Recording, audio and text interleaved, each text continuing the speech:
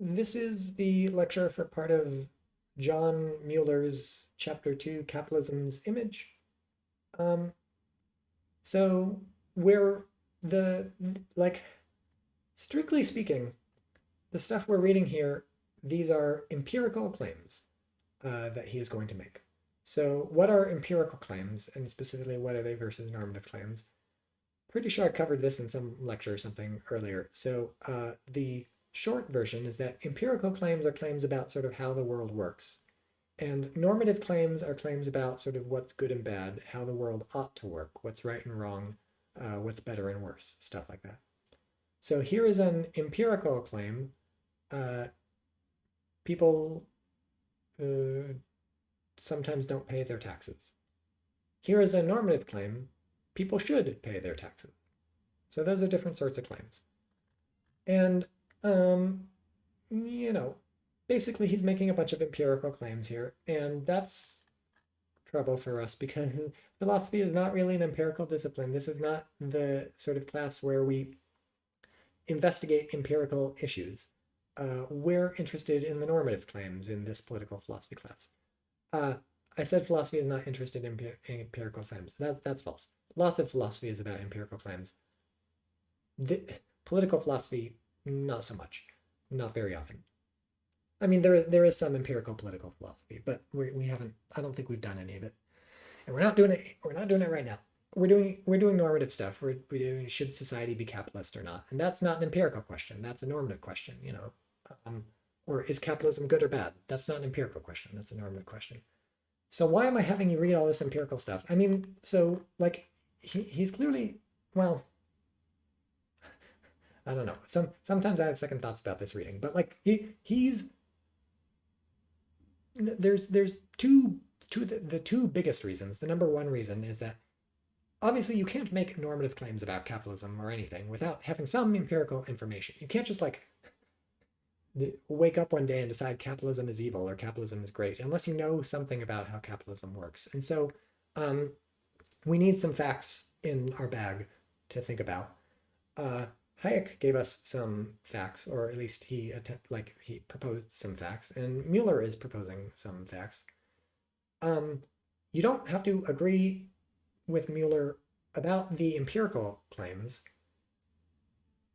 but like in the context of this class, it's very tough to disagree with him about empirical claims because to disagree, you have to go out and gather empirical evidence, and you can't. Like, I mean, you could go read studies and stuff, but like, just don't do that in this class. That's not what you want to spend your time. Don't write a paper about Mueller where you say like he's wrong that X causes Y. Like that's don't do that.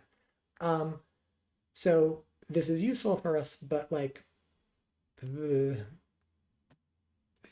not like to argue about, but rather just to have some stuff in our pocket to think about these things. And you can agree or disagree with him if you want, but like that's sort of outside the class. For the purposes of the class, it's most useful to either agree with him, not agree, just assume he's right. So like assume what he says is correct and then what follows from it. And then the other option is the second main reason we're reading this, which is like, I don't know, there's ways of disagreeing and there's ways of disagreeing. One way to disagree is just to sort of directly contest the direct empirical claims. Another way of disagreeing is to say, well, fine, maybe all this is true, but there's like other ways to look at it or other ways to think about this that are uh, contesting the narrative that he's giving. So this is all sounding very vague and stuff, but whatever. Like, uh, maybe we'll just see. I don't know.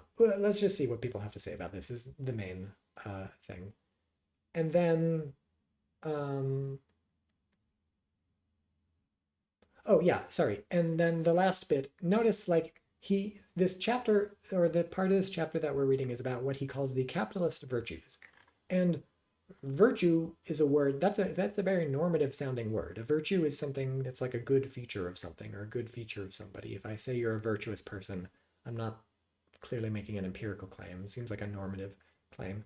And so he's this is an empirical piece, but it's like in the service of a broadly kind of normative view. Like this guy is like defending capitalism. Like he's a fan of capitalism. He thinks capitalism is great, normatively speaking. And so there's a reason he's marshaling these empirical claims and framing them in this sort of way. And so it's not like there's nothing normative going on here. It's just that like, I don't know, it's you have to think about like what would it take to make this normative, like, and what exactly what work is he getting out of the word virtue and out of the way he frames capitalism here? Like why is he doing it this way as opposed to just making it like purely empirical? Um, yeah, this is maybe a very useless lecture, but well, yeah, we'll see. That sorry, it's not useless because I did tell you one very important thing. Please do not write your paper contesting any of these empirical claims. You don't have to think he's right. I don't like. I don't care if you think he's right, but this is not the class to fight about that. You just to do that you have to go research. You have to go do some empirical research, and that's a great project to undertake, but not for us, not today. So don't write your paper on this guy. The capitalism unit is very long. There's lots of papers. There's lots of readings to write about. You can even write about this guy, but don't contest his empirical claims in your paper. Absolutely not. Don't do that.